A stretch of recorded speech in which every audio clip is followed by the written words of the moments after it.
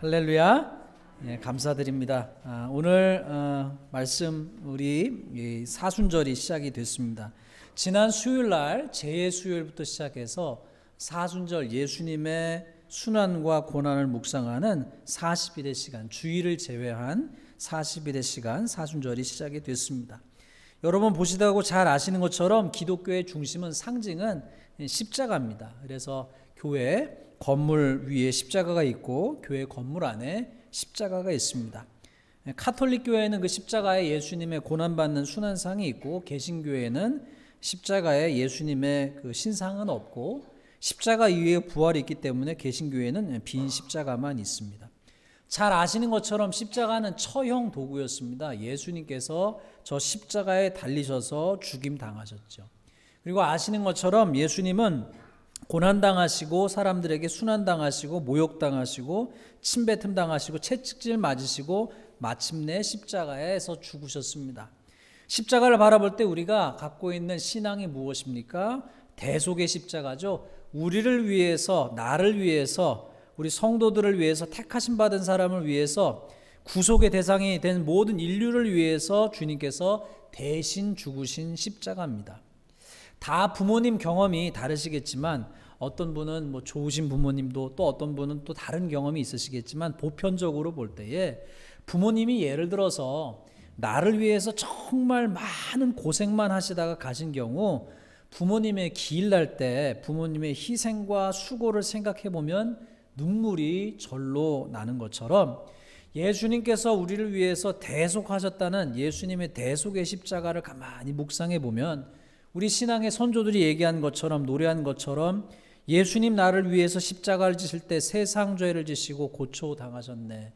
예수여 예수여 나를 위하여 우리가 부른 찬양처럼 예수님이 우리를 위해서 고난당하신 것을 묵상하면 우리가 감사할 것 밖에 없습니다. 일전에 동해에서 목회를 할 때에 성도님 가정 전도 대상자인 분 한 분을 방문하게 자주 방문하곤 했었는데 그분이 카센터 사장님이셨습니다.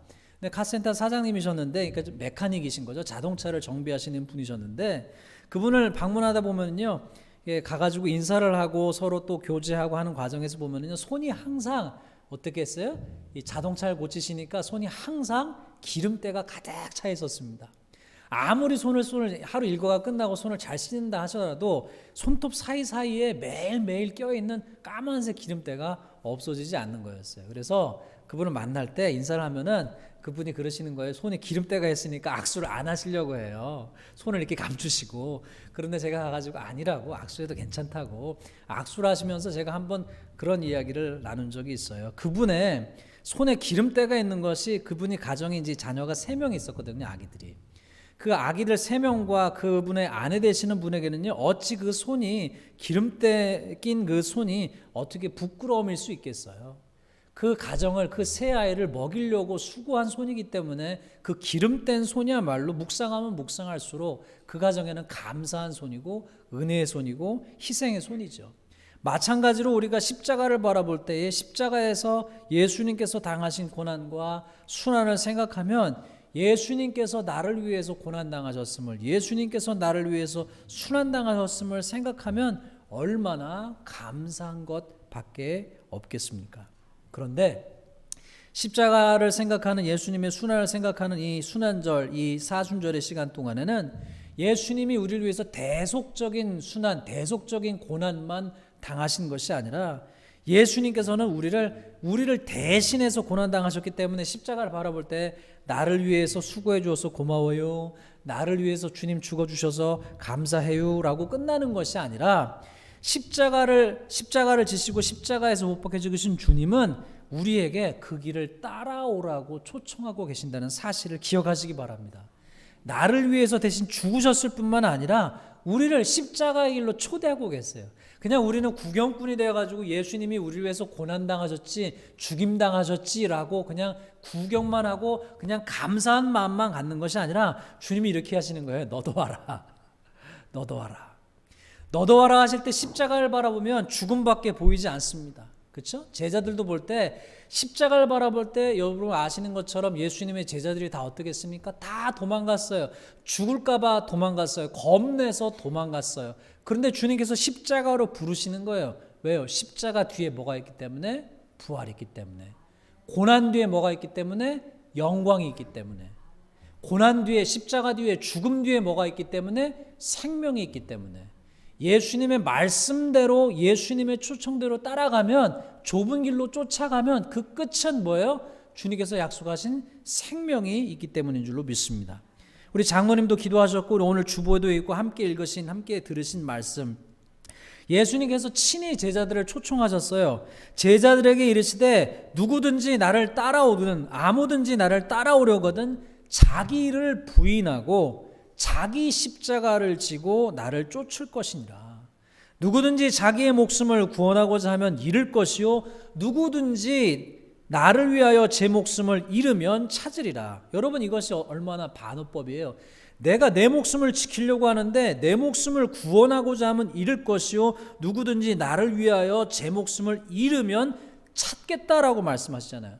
죽으면 살 것이고 살려고 하면 죽을 것이다 라고 말씀하시는 거잖아요. 그런데 이 말씀을 하신 이유가 뭐예요? 나를 따라와라. 나를 따라오려거든 자기를 부인하고 자기 십자가를 지고 나를 쫓을 것이다.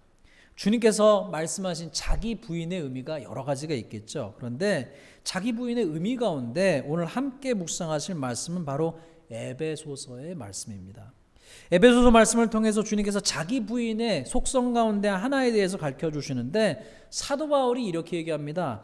전에는 우리도 다 그 가운데서 우리 육체의 욕심을 따라 지내며 육체와 마음에 원하는 것을 하여 다른 이들과 같이 본질상 진노의 자녀였다. 성경이 가르쳐 주시고 계신 것이 뭐예요? 우리가 예수님을 만나기 전에는, 그리고 심지어는 예수님을 만난 이후에도 우리가 싸워야 될 싸움이 뭐냐? 육체의 욕심을 따라서 육체와 마음에 원하는 것을 하면서 사는 삶에서 벗어나야 한다는 것이죠. 달리 말하면 무엇입니까? 우리는 하나님 없이 살 때에 어떻게 하기가 쉽냐? 우리의 마음대로, 우리의 욕심대로, 내 마음대로, 내 욕심대로, 세상살이가 내 마음이 원하는 대로, 내 욕심이 원하는 대로 살고자 하는 것이죠. 사사기 말씀에 보면 그때 왕이 없으므로 사람들이 다 각기 자기가 생각할 때 옳은 대로 살았다고 그랬어요. 세상에도 우리가 그런 것이죠. 선악의 기준이 하나님이 아니라 내가 되어서 내가 원하는 대로, 내 마음이 원하는 대로, 내 욕심이 원하는 대로 살려고 한다는 거예요. 그런데 같은 에베소서 말씀을 보면 뭐라고 되어 있느냐? 그것과는 반대로 예수님께서 우리 가운데서 하시는 것이 무엇이냐? 주님이 원하시는 것이 무엇이냐? 예수님 안에서 선한 일을 위해서 우리가 지으심을 받았다는 거예요. 내 마음대로 사는 것이 아니라, 내 욕심대로 사는 것이 아니라 하나님이 원하시는 선한 일을 위해서 우리가 지음을 받았다라고 하는 사실이죠. 그것을 오늘 말씀을 통해서는 예수님이 세 가지 시험을 받으신 말씀을 통해서 알 수 있습니다. 첫 번째, 여러분, 우리가 마태복음 4장에 나오는 예수님께서 성령에 이끌리셔서 마귀에게 시험을 받으러 광야에 가셨습니다. 아시는 대로 40일을 밤낮으로 금식하신 후에 줄이셨습니다. 그리고 그때에 시험하는 자가 예수님께 나와서 첫 번째 시험을 하죠. 너가 만일 하나님의 아들이거든 이 돌들로 떡덩이가 되게 하라. 여러분, 금식 해보신 분은 아실 것입니다. 하루 금식, 이틀 금식, 3일 금식만 해도 배가 엄청 고픕니다. 입에서 막 단내가 나고요. 배가 엄청 고픕니다. 그런데 30일도 아니고 3일도 아니고 40일을 금식하셨어요. 여러분 아시다시피 어떤 목사님은 40일 금식하시다가 하나님의 부르심을 받은 분도 있어요. 참 쉽지 않은 일입니다. 그런데 그렇게 굶주리신 이후에 이 사단이 시험하는 자가 첫 번째 시험한 것이 뭐예요? 이 돌들로 떡덩이가 되게 하라. 뭐예요? 이 굶음의 문제, 먹고 사는 문제에 대해서 예수님께 도전하신 것이죠. 먹는 것이 급해 보였습니다. 그런데 예수님께서 이 시험하는 자를 어떻게 거절하세요? 사람이 떡으로만 살 것이 아니요 하나님의 입으로 나오는 모든 말씀으로 살 것이다. 여러분, 우리가 세상을 살아갈 때에 먹는 것이 필요합니다. 세상을 살아갈 때에 우리 먹고 사는 것 반드시 해결이 돼야 됩니다. 물질이 필요합니다. 그러나 또 한편으로 생각해 볼 때 우리가 세상을 살아가면서 우리가 만족함이 없을 때가 많아요.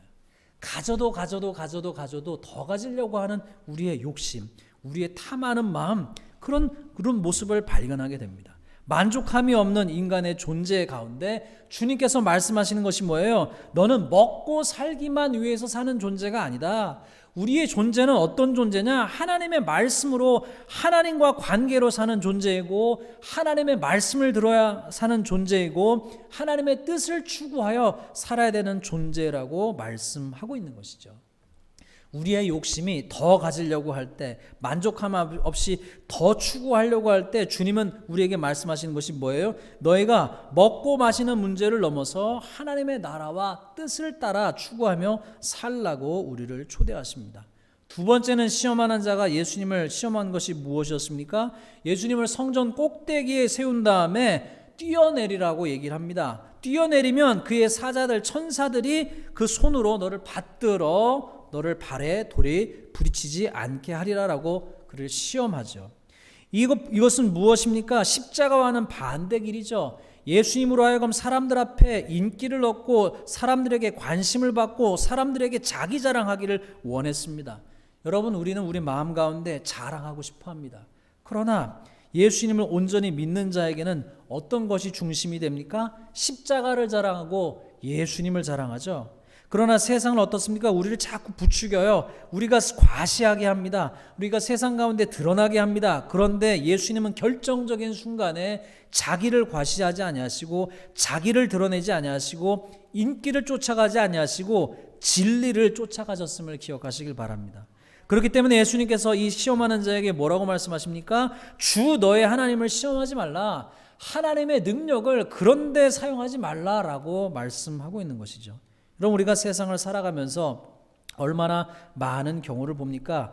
내가 드러나기보다 하나님이 드러나기를 원하는 삶을 하나님은 살기를 원하십니다. 그러나 우리는 어떻게 하기를 원해요? 내가 더 드러나기가 원합니다. 그러나 주님은 그와는 반대의 길로 우리를 초청하고 계시죠. 마지막 시험하는 자가 한 시험은 무엇입니까? 예수님을 지극히 높은 산으로 데리고 가서 천하만국과 그 영광을 보여주면서 그 천하만국과 영광을 너가 내 앞에 엎드리면 내가 이 모든 것을 너에게 주마라고 얘기를 합니다. 그런데 그때 주님 뭐라고 말씀하세요? 사단아 물러가라 말씀하시고 오직 주 너의 하나님께 경배하고 다만 그를 섬기라라고 말씀하십니까?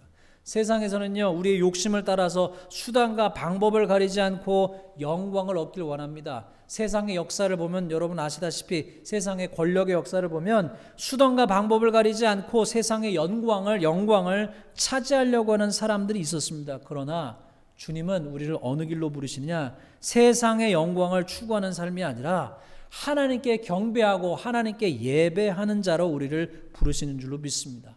그렇기 때문에 우리의 중심이 하나님이 아닌 것을 하나님의 자리에 두고 사는 세상 가운데 오직 하나님께 경배하고 하나님을 섬기며 살아가는 우리가 되시기를 주님의 이름으로 축원합니다.